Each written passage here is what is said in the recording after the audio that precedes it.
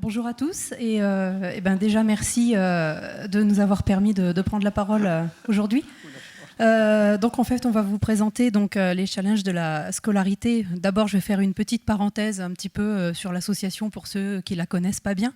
Donc en fait on est une association de parents, on s'est créé en fin 2012 donc pour principalement accompagner les familles entre autres. Donc notamment en leur envoyant des petites valisettes ou baluchons avec des livrets contenant des fascicules qu'on a créés justement au début de la création de l'association, donc avec des idées de jeux et d'activités à faire avec les enfants tout petits. Et donc plus récemment, on a fait un catalogue d'idées pour compléter justement tout ça, parce que maintenant on se retrouve avec des enfants qui sont plus grands, donc parce que nos premiers le pointeur, il est là. Donc ça, en fait, c'était vraiment conçu au début de l'association, quand il n'y avait pas encore de thérapie innovante. Donc les enfants étaient vraiment tout petits. C'est plus eux qu'on visait à ce moment-là. Et donc là, on a un livret avec des idées de jeux pour des enfants après 1 an. Donc ça, c'est plus récent. Et donc on a aussi créé 2 ouvrages pour les fratries. Donc les grands yeux de mon petit frère. Donc on va parler là justement, on va s'adresser à des enfants, à des frères et sœurs. Jusqu'à 3-4 ans. Et puis une bande dessinée pour les enfants un petit peu plus grands. Donc dans mon cœur vit une étoile. On aimerait bien initier d'autres parents pour recréer d'autres ouvrages, plus pour parler des enfants traités, parce que maintenant on est dedans, voilà, c'est toujours le temps qui manque pour ça, mais ça va se faire. Il faut qu'on arrive à constituer une bonne équipe pour ça. Donc n'hésitez pas à parler de nous si vous avez des patients pour qu'on leur envoie justement tout ça. Voilà, c'est voilà, la valisette, le baluchon, l'aire de jeu adapté, donc avec des petites manchettes pour suspendre les bras, etc. Donc tout ça, c'est gratuit pour les familles, il n'y a pas besoin d'être adhérent. Donc n'hésitez pas à leur en parler pour qu'on leur envoie tout ça. Selon l'âge, en fait, ils ont la valisette ou le baluchon. Et puis on organise aussi pour les familles endeuillées tous les ans un week-end des familles où on se rencontre, où on fait intervenir une psychologue, Coralie Gonin, qui vous la connaissez peut-être, elle a été un moment à l'hôpital Necker et maintenant elle est au service génétique du CHU de Nantes. Donc voilà, maintenant je vais donner la parole à Madi, donc, qui est la maman d'Arsène de l'hôpital de Garches.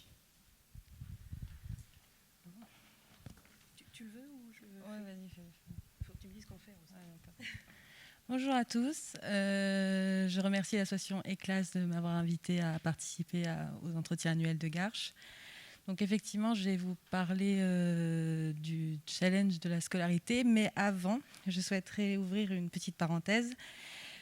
Sur les 2 jours que nous avons passés ensemble, nous avons eu la chance d'avoir accès à vos connaissances, d'avoir accès aux différentes prises en charge des patients atteints d'amyotrophie spinale. C'est une chance que nos patients soient soignés en France et qu'on a affaire à des professionnels qui sont passionnés, qui se donnent vraiment à fond dans leur domaine.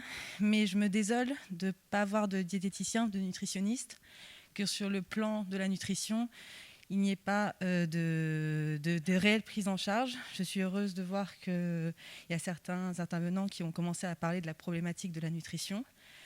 Dans des revues scientifiques telles que eBiomédecine, on commence à avoir des analyses, des études sur la nutrition pour les patients atteints d'amyotrophie spinale. Donc c'est des modèles murins à l'heure actuelle.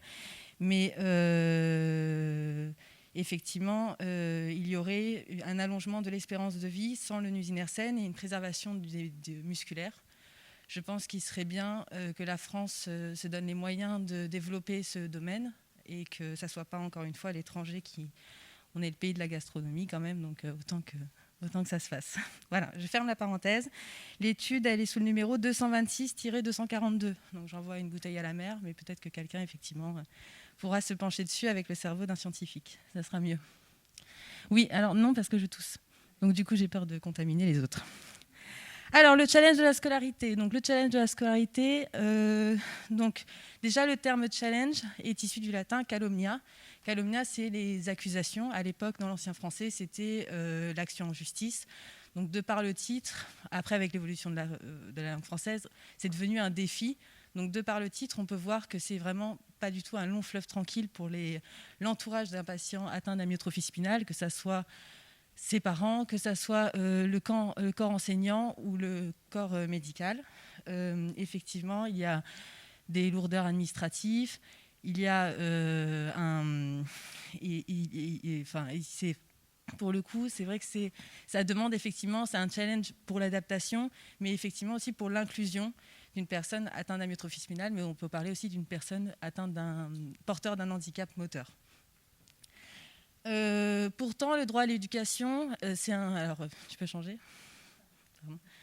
Alors, dans ma première partie, j'ai mis qu'en France, une scolarisation à double vitesse, parce qu'effectivement, au niveau législatif, nous avons tous les instruments nécessaires pour scolariser au mieux une personne atteinte d'un handicap. Mais pourtant, dans la réalité, sur le terrain, il y a un manque évident de moyens, où le chef de l'État a essayé d'y répondre pendant son quinquennat.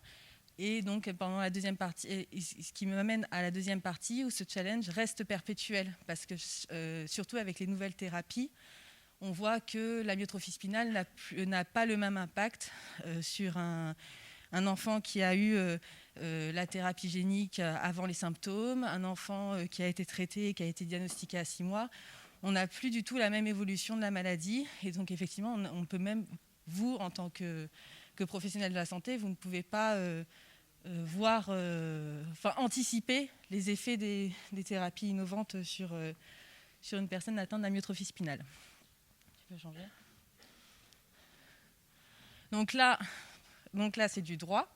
Mais ne vous inquiétez pas, après, il y aura des tableaux avec des chiffres. Mais le droit, c'est bien, de temps en temps, de rappeler. Donc effectivement, le droit à l'éducation, c'est un droit à valeur constitutionnelle. C'est dans l'article 13 de la Constitution de 1946. Alors, qu'est-ce que ça veut dire à valeur constitutionnelle ? Ça veut dire que ça s'impose au législateur. Aucune loi ne peut contredire ce droit. Ça a aussi une dimension universelle. En effet, c'est dans la Déclaration universelle des droits de l'homme de 1948, dans l'article 26. Donc effectivement, c'est de manière internationale. Et depuis la loi de 1975, on parle d'inclusion scolaire. Effectivement, avant, il n'y avait pas ce terme d'inclusion scolaire, malgré que le droit à l'éducation était vraiment admis dans le droit français et dans le droit international. Alors, j'aime bien faire des citations, parce que des fois, les mots me manquent, et je pense que par les citations, on peut vraiment expliquer la conception du sujet, enfin le traitement du sujet. C'est Alfred Sauvy, c'est un économiste du XXe siècle, qui disait « Bien informés, les hommes sont des citoyens, mal informés, ils deviennent des sujets ». Alfred Sauvy, c'est le précurseur dans la notion du tiers-monde. Pour lui, il y avait 3 mondes et une planète. Je dirais qu'il y en a 4, qu'il y a 4 mondes, parce que l'handicap est un monde à lui tout seul. Et effectivement, des fois, on a du mal à le comprendre et à l'intégrer dans notre monde de nous, personnes valides. Alors, donc effectivement, pour une scolarisation à double vitesse, il y a la circulaire de... Ah non, ça c'était avant. Ouais. Pardon. Ça, c'est la circulaire de 91 qui a mis en place qui a créé des classes d'intégration scolaire où il y avait 12 élèves et effectivement, il y avait un temps d'adaptation dans des écoles lambda, enfin ordinaires, pardon. Après, il y a eu la loi du 11 février 2005 pour l'égalité des droits et des chances, la participation et la citoyenneté des personnes handicapées. Donc, il a créé des maisons départementales des personnes handicapées qui sont là, effectivement, pour accompagner au mieux les élèves, leurs familles et répondre, effectivement, à un plan de scolarisation avec les trois piliers qui sont l'accessibilité générale, la participation à la citoyenneté et le droit à la compensation. Ces principes qui sont garantis depuis 2006, depuis que la Convention relative aux droits des personnes handicapées a affirmé le droit à l'éducation pour les personnes handicapées. La conséquence de cette législation favorable à la scolarisation, à l'inclusion en milieu scolaire, c'est que entre 2005 et 2010, il y a eu 33% de plus de personnes porteurs de handicap scolarisées en milieu ordinaire. Entre 2019 et 2020, il y a une augmentation de 7%. À ce jour, il y a 400 000 enfants qui sont scolarisés. Alors, on va faire comme la Covid, on peut discuter de tout sauf des chiffres. Il y a 3% de la population scolaire, ça représente à peu près 3% de la population scolaire, et pourtant, déjà en 99, il n'y avait que 50 000 enfants qui étaient scolarisés, et pourtant, on est à 100 000 AESH. Voilà, donc voilà le tableau. Donc effectivement, il y a très peu d'accompagnants qui sont la plupart en temps partiel, qui ne sont pas remplacés, parce qu'il y a pourtant c'est quand même un des budgets que où l'État dépense le plus. Ce sont les accompagnants, les enseignants spécialisés, les structures scolaires, et pourtant effectivement, on a une grosse pénurie d'accompagnants pour les personnes qui devraient accompagner dans le milieu scolaire les personnes à porteurs de handicap. Et les demandes des familles au sein de la maison départementale des personnes handicapées, c'est un minimum de 4 mois de traitement de dossier, ce qui veut dire que c'est quand même énorme au niveau du temps. Pareil pour les IEM ou les IME, où il y a un manque de personnel médical. Des fois, il n'y a pas de kinésithérapeute, il n'y a pas d'ergothérapeute. C'est assez compliqué de faire en sorte que le patient reste élève ou que l'élève reste patient. C'est quand même compliqué de pouvoir mettre en place ces deux statuts au sein d'un établissement scolaire ou d'un établissement médical. Et effectivement, pour pallier à ça, il y a eu une mise en place des... tu peux changer, s'il te plaît. Merci, voilà. Il y a une solution récente qui est le pôle inclusif d'accompagnement localisé. Donc, qu'est-ce que c'est ? C'est au niveau départemental. On a un service départemental qui va un peu se substituer à la maison départementale des personnes handicapées. Ça va être un peu décentralisé, au plus proche des élèves et au plus proche des familles pour répondre à leurs besoins. Et ils ont 24 heures pour répondre. 24 heures pour donner une solution à un enfant ou un adolescent qui n'arrive pas à avoir sa scolarité, avoir une scolarité normale, voilà, on peut dire. Et donc, au cours, donc ça c'est les chiffres, il y a 2449 PIAL ont été créés dans l'enseignement public, 116 PIAL dans l'enseignement privé sous contrat et 1357 PIAL mixtes en 2019-2020. Donc bon, on n'a pas, avec le temps, c'est assez récent, donc on n'a pas de recul sur le traitement des dossiers et sur les solutions qui ont été apportées à toutes les familles et à toutes les équipes qui entourent la personne concernée. Mais je pense qu'effectivement, c'est une solution ambitieuse et qui peut régler beaucoup de problématiques dans notre monde un peu incohérent. Voilà. Donc, alors après, j'ai fait une conclusion. Vas-y, tu peux changer. Alors, j'ai fait une conclusion, mais c'est plus une ouverture sur le fait que la scolarité d'une personne atteinte d'amyotrophie spinale est effectivement inclusive au niveau législatif, mais reste, en prenant la singularité de chacun, le challenge perdure dans le sens où chaque cas est différent. Chaque personne répond à des besoins spécifiques, a besoin de réponses spécifiques et a besoin vraiment d'accompagnement. Et à l'heure actuelle, il manque énormément d'accompagnement. AVS, AESH, c'est très compliqué d'en avoir et c'est très compliqué d'assurer tout le long de l'année scolaire un accompagnement digne de ce nom. Et donc, même si le gouvernement souhaite répondre à ces problématiques dans leur projet pour nous, en tant que personnes concernées, il reste quand même les études supérieures. Et d'après les intervenants d'hier, on peut croire que nos patients atteints d'amyotrophie spinale sont plus intelligents que la moyenne. Donc ça vaut le coup de miser sur eux pour faire évoluer la société. Et il y a 3 auteurs vraiment qui m'ont bouleversée dans leur témoignage concernant les études supérieures. Il y a le regretté Jean-Christophe Parizeau de Bayard, qui était sous-préfet, qui, de par son œuvre Le préfet des autres, a montré sa détermination de vouloir intégrer dans la société des personnes valides, entre guillemets, et qui se considérait comme le premier tétraplégique à être diplômé de Sciences Po. Pour l'anecdote, il suivait les cours de Sciences Po dans le couloir, dans un coin, parce que son fauteuil roulant ne passait pas. Mais il était déterminé et il a eu un très beau parcours universitaire et vraiment un très beau parcours professionnel. Et effectivement, il a aussi été l'initiateur du mouvement citoyen favorable à la participation des personnes en situation de handicap à la vie démocratique française. Après, il y a Monsieur Philippe Aubert qui s'est fait aider par son amie Sophie Jacquelin, qui est membre du Conseil national consultatif des personnes handicapées et dans son ouvrage « Rage d'exister », prône l'inclusion scolaire. En effet, il est invalide moteur cérébral athétosique et a toujours refusé que son existence soit résumée par ces 4 mots et a mené son premier combat pour le baccalauréat ainsi que son master 2 de sociologie politique et historique à l'université de Nanterre. Donc vraiment un très beau parcours aussi. Et nous avons Madame Lizzie Velasquez. Alors Madame Lizzie Velasquez est une conférencière qui a écrit un livre qui est magnifique. Je vous conseille de le lire. C'est « J'ai choisi la bienveillance ». Et elle souffre d'une maladie congénitale très rare, le syndrome d'apparence progéroïde et marfadoïde lipodystrophie. Et elle témoigne de par son physique, parce qu'elle a un physique très, très, très, très atypique, à quel point elle a dû mener un combat pour être inclue dans les établissements scolaires. La petite anecdote rigolote, c'est qu'elle a fait partie des Pop-Home Girls. Donc voilà, donc c'était quand même, j'ai trouvé ça très bien.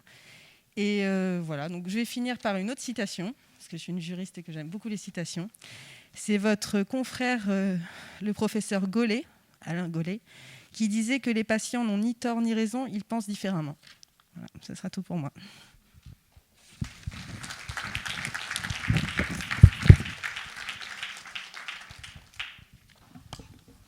Merci beaucoup. Je suis chef d'établissement, je dirige l'EREA Jacques Brel qui se trouve à l'intérieur de l'hôpital Raymond Poincaré à Gâches. Vous passez la grille, le grand bâtiment blanc qui est à gauche, c'est là. Alors, on fait rapide, je fais rapide, ne vous inquiétez pas. Historique, on est après la guerre, 1946, donc la population accueillie, des adolescents. Merci. Des adolescents, oui, j'ai oublié de cliquer sur... Des adolescents, ils ont la polio majoritairement. Un papa vient au chevet de son fils pour lui faire cours. Il fait cours aux copains du fils. Il amène ses amis instits parce qu'il y a un besoin. Voilà, le besoin se crée. Et au bout de quelques années, une école, voire 2 écoles vont se construire. Dans les années 90, la population a évolué, la population des patients accueillis a évolué et une décision politique est prise. On construit ce bâtiment sur le terrain APHP, avec la région Île-de-France, avec la ville de Paris, avec le département, voilà. Et l'éducation nationale, bien sûr. C'est très original parce qu'en fait, un EREA, il y en a 80 en France, ça accueille une population d'adolescents et la caractéristique, surtout, c'est d'avoir un internat. Donc, nous n'avons pas d'internat, déjà.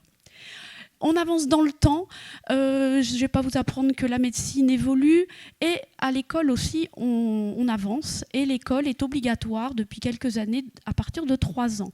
On fait le cumul des deux et donc nous accueillons à l'EREA des élèves à partir de 3 ans jusqu'à 18 ans. Alors, dans l'hôpital, les services pédiatriques peuvent accueillir environ 120 patients enfants. Donc c'est ceux que je pourrais accueillir à l'école. On a aujourd'hui à peu près 75 élèves dans les murs, plus une file active d'une dizaine d'élèves de 3 ans à 18 ans qui vont être au chevet.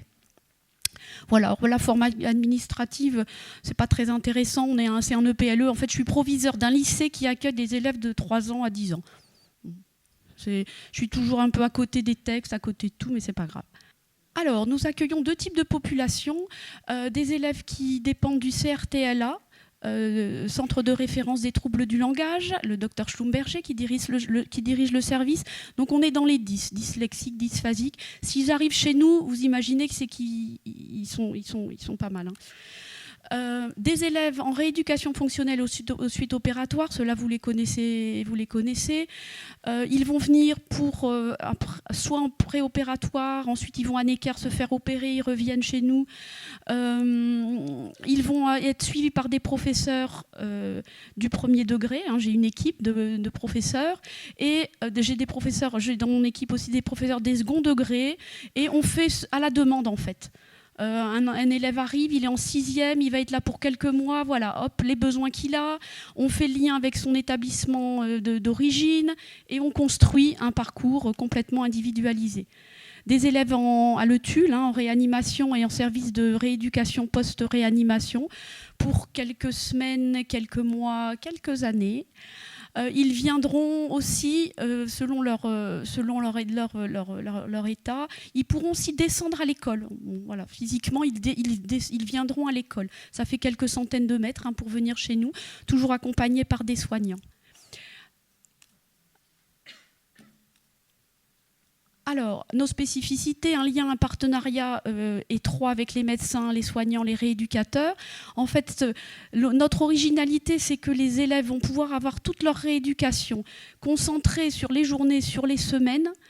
Donc c'est un ballet continuel de blouse blanche, de matin de 9h jusqu'à 16h30. Les rééducateurs viennent, kiné, ergo, ortho, psychomote, j'en ai oublié, kiné. Voilà. Donc l'intérêt, c'est qu'à 3 ans, vous imaginez aussi bien que moi, le petit loulou qui arrive, ils arrivent parfois en poussette, voilà, pas du tout bien installés. Et le travail va démarrer là, avec les ergots, là je vois Valérie. Il va falloir mettre ses élèves en position d'élèves. Donc au début ça va être des morceaux de mousse un peu pour les bloquer dans des chaises et au fur et à mesure des mois, c'est vite, ils vont avoir des coques, des sièges adaptés pour les mettre vraiment dans les meilleures conditions pour être élèves. Voilà, des adaptations pédagogiques et techniques dès la maternelle. Voilà, au niveau des joysticks, pour ceux qu'on va mettre sur des ordinateurs. Bon, je vais en parler après. Alors, j'ai la chance et l'honneur de diriger un centre de loisirs. Vous allez me dire, elle est gentille la dame, elle est proviseure, elle est contente de diriger un centre de loisirs. Le centre de loisirs, il est ouvert, je dis toujours 365 jours par an. Donc le mercredi, il accueille les mêmes élèves patients, voire des élèves qui ne viennent pas encore à l'école, mais ça peut être un SAS où ils vont être observés et on va pouvoir voir l'évolution et jusqu'à ce qu'ils soient prêts à venir à l'école. On les accueille jusqu'à 18 ans. Donc là, à partir de mercredi, on fait un 4e groupe d'ados de 15-18 ans, voilà, qui viendront dans les murs de l'EREA. Donc j'ai une équipe d'une 12aine d'animateurs. C'est unique en France parce que nous n'avons que des élèves dans le champ du handicap. Et donc c'est l'association des PEP 92 qui porte ce centre de loisirs. Et donc il y a des animateurs qui montent aussi le mercredi, le samedi, le dimanche, le 31 décembre, le 1er janvier, le 25 décembre, tous les jours. Il y a des animateurs qui vont monter au chevet, à l'ETUL. Voilà, c'est reconnu par les parents, c'est apprécié par tout le monde, par les soignants. Et je veux ajouter, je vous parlais de l'histoire. Il y a à Garches, dans l'hôpital Raymond Poincaré, il y a quelque chose qui est vraiment prégnant, enfin qui est vraiment important. Les médecins, pour tous les médecins, alors je pense au docteur Bergougnou, le responsable de la pédiatrie, mais pour tous les médecins, c'est évident que l'école et l'accueil de loisirs participent à l'évolution positive des patients. Quand on les voit sur quelques mois, on voit cette évolution. Les niveaux de classe, donc je vous disais, de 3 à 18 ans, en maternelle, on n'a que des élèves avec des handicaps moteurs. Dans les couloirs, il y a des coques, il y a des verticalisateurs, il y a des flèches, voilà. Donc les enfants changent de matériel pour aller en récréation, on les met dans des flèches, on les rentre en classe, ils vont être dans leur coque, voilà. Tout ça avec les soignants. Et en élémentaire, on va mélanger les troubles 10 et les troubles physiques. Des collégiens, des lycéens, On passe ses examens aussi à l'EREA. On a eu un bac et un brevet l'année dernière. Alors, nous avons des enseignants spécialisés. Donc, ils sont professeurs et ils ont fait une année d'études supplémentaires pour être spécialisés. Ce qui fait aussi notre spécificité, c'est que nos petits loulous de 3 ans, ils ont des professeurs de lycée-collège en EPS, musique, arts plastiques. Bon, technologie, pas pour les petits. Ça apporte une richesse incroyable à notre enseignement. Je vous invite, et vous tapez REA, je vous invite tous à venir voir de vos yeux ce que c'est que cette richesse culturelle que nous pouvons apporter à nos élèves. Donc EPS, monsieur, je ne le vois plus, mais notre professeure d'EPS, elle va aussi au chevet, et pour elle, il n'y a rien d'impossible en fait. Hein, nos élèves font du golf, font du cheval, font du tennis, ils vont à la piscine, voilà. Alors, on a beaucoup de matériel informatique qui devient obsolète. Là, la région est venue faire le bilan et j'espère qu'ils vont vite venir nous apporter du nouveau matériel parce qu'on en utilise beaucoup. Ça, c'est pour le côté technologique. Et oui, bien sûr, l'EREA ne fonctionne pas si je n'ai pas mes 3 soignants à PHP. On ne fait rien sans leur autorisation. Les téléphones, ils sont toujours présents auprès de nous. On sort beaucoup aussi parce que comme on est un établissement du second degré, on a des camions. Donc la semaine dernière, une classe est partie à l'Élysée, au Sénat. Enfin, on n'a peur de rien en fait. Donc 3 classes de maternelle, 6 classes élémentaires. Excusez-moi, je vais vous demander d'accélérer un petit peu, s'il vous plaît. Okay. Donc une école, une classe à l'hôpital, des élèves suivis au chevet et une classe tremplin parce que ces petits élèves qui arrivent à 3 ans, ils ne sont pas forcément encore dans les apprentissages, ils vont peut-être mettre quelques années à y rentrer, ce qui n'est pas grave en soi. Donc on prévoit d'avoir un travail spécifique pour eux. Donc on reste en général 2 ans à l'EREA, c'est vraiment la moyenne. Les patients élèves qui sont dans les troubles moteurs risquent de rester plus longtemps parce que l'après-EREA est souvent difficile à mettre en place. IEM, même si c'est l'EREA Toulouse-Lautrec, c'est des hôpitaux aussi, Bullion, c'est vraiment pas facile. Donc on fait un gros travail sur l'orientation. À la MDPH, c'est nos meilleurs amis. Et j'ai terminé. Et donc j'étais très vite, mais je vous invite tous à venir visiter l'EREA Jacques Brel.